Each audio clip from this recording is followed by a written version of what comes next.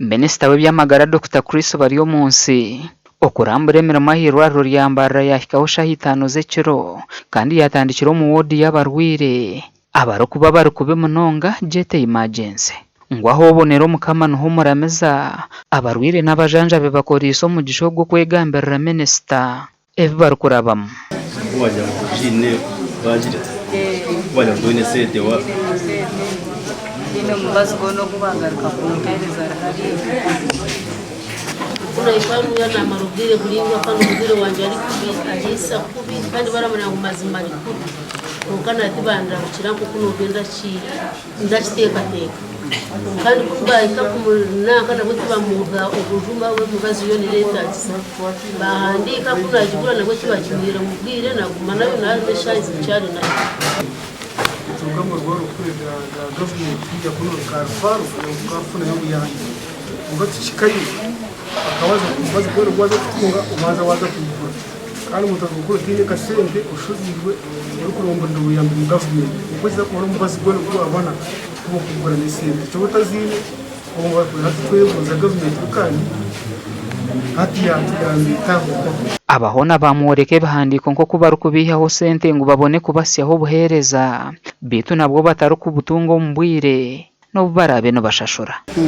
basha besente murabe mutwaresha kumenda kutebera ngo chikoresha gabana nenga bakambinja sikumpusa ngo sinde kango byo mavyaka kandi nabaha sente zanjye mwe no bwo mani nzizaye bajango tubyine nguza kuza kucheleza he kandi basha bene sente bantera na receipt sofa I've been here for around 7 days. I've seen more than 30 people just they want to test they want to specific. Now there is this event. They are mosquito outbreaks and the attention of abantu betombwitira n'embera yo mwijururano n'ebyobuyonjo kugira ngo noza yo rwirendwara emwe bito kwaturwa yezindi ndwara. So they come like alone four, and they are like everyone out. Now if you take this patient who is, for example, asthmatic, who has pneumonia and the coldness out, by the time she comes back, this person is shivering. Kugamugwiro mu kutunga minisita ryahirwa reri aharishaha mushanjuze kiroro kukora nka mukuru w'irwa reri Dr. Deus Twesije nibwo yabona kwikaho bwe minisita Baryomunsi ari kugumiza muno kurambura hati amazima gargo omwanya kuguru kubagura umuhango nkogo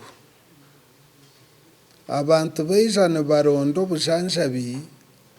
bakashanga enamba y'abashahwerinke bakashanga omwanya go kubata muguru muke ubwiro bwingi abarwire nibabasa kugemeserezwa kurondo kubakurabaho nikibasa kuba icyo tindi kwenda kucyakanisa munonga beititwe na munonga management ekigenderwa kitu no kureba ngo abantu bahikwa obujanjabi batashashwire sente omukugambaho n'abanyamakuru bwa nyuma yo kurambura minisita Baryomunsi yayoreko kutangara habwembera yo kushanga ngwirwa rero tirine mibazi kandi ogwe takarabireho na kwezi government erugire kubahe mibazi ija okutayira igwaro ryitu eryambarara regional refaro kandi ndija ntaralikire omuntu wena okugira ngo manye embera eziri omwirwaliro akomwe ko kubagambira tusere nyija baraza kapeti bakondora basimura odatunga kishani ekigwaliro liri kuba lirimu obwiro bwinji bwabutarangirire so nibinji ebinareba ngo cyo kubanza egwaro rine abagwire benji abona agama nabo nibetongwitwa uriko yagizira umugisha natunga ko mbazi kumwe kusha bamuhandike imbaze na 5 atungeho gumwe endijo yona no kujigura aheru no byo kwa za gloves n'ibindi byo kukozesa byona tibiriho kandi bebembezi bagira ngo kitongore kiti cya government cya National Medical Stores kikaheruka kurete imbazi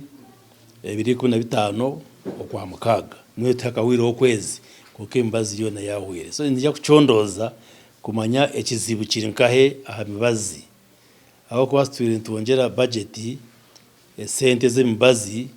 kushakandi wazi mu igwaliro yesa abagwire ni benji kuko ndija kuchondoza kureba aho kubale kindi kizibu okwembazi iri kubasa kuba nebura. Minisita yajumirira cyo kushanga ngo byo kwerinda bikira kubi aha kwecingira indwara ezindi nka Ebola. Ekya kabiri emiryango yigwire na mnongo mukiro bashemere kubande bagicinga umuntu yaza kwija bakamanya owataho mu igwaliro noha akwato kuliri buri omwe naija noweja nembwa zawe notaho mu igwaliro ikeno mu wodi zikuratire hatariho ukubanza bakucebera namwe nukatwo mugire bwa Ebola hariho ekiri kuboreka cyona ngo igwaliro nirigwanisa ubugwire bwa Ebola bakare batako kunabo mu ngaro ninga sanitizer amuryango